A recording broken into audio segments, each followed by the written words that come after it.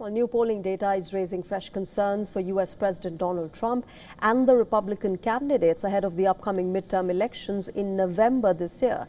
Remember, multiple polls in the United States have showed declining approval ratings on the president's handling of the economy, his immigration policy, and the conflict in Iran.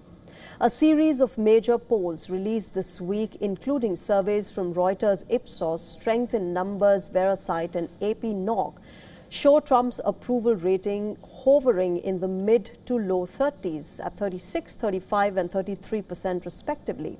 Now, these figures mark some of the weakest numbers of his presidency. Meanwhile, the NBC Decision Desk poll reported Trump's personal approval has hit yet another low, with just 37% backing his performance. In fact, 67% disapprove of Trump's handling of the war in Iran, while a majority of the 61% of Americans say that the U.S. should avoid taking any further military action in Iran. The divide is especially sharp among party lines. According to the NBC poll, nearly all Democrats and 82% of the independents expressed disapproval of Donald Trump's Iran war handling, as compared to 74% of the Republicans who actually support him. Meanwhile, the AP-NOC poll found widespread public dissatisfaction as well, particularly with the economy, with 7 in 10 Americans describing the economy as poor and a similar share saying that the country is headed in the wrong direction. Approval for Trump's handling of the economy dropped to 30%, down from 38% in March this year. While views on the nation's trajectory remained unchanged since February, with 28% saying that the U.S. is on the right track. On the cost of living issue, just 23% approve of Trump's performance, while 76% disapprove. Meanwhile, the Reuters Ipsos poll states that Donald Trump's policies on immigrant deportation could harm the Republicans in the November elections. 52% of Americans said that they were less likely to support a candidate who backs Trump's approach to deportations, while more than 42% said that they were more likely to support such a candidate. And lastly, this is a Fox News poll.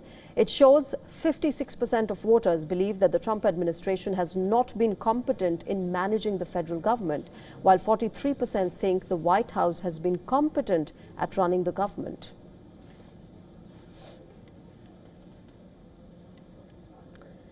All right, let me go across to our correspondent, Susan Teherani. She's joining us live on the broadcast from New York. Susan, these are challenging times for Donald Trump. His approval ratings, of course, have been reducing week after week, particularly regarding economy, immigration, as well as the Iran conflict. Get us more on how the Republicans are planning to make sure that this doesn't happen. Yeah, Republicans have an uphill battle on their way as we get closer to the midterm elections. This is not only a referendum on President Trump and his policies, but every single Republican that has to hang on to a House and Senate seat come November, considering the fact that there is just such a low margin. The president came into office with the promise of making the economy better. The inflation, which the cause of it was the Biden administration, continues throughout the Trump administration as well. And there is no denying that people are feeling it in their pocketbooks.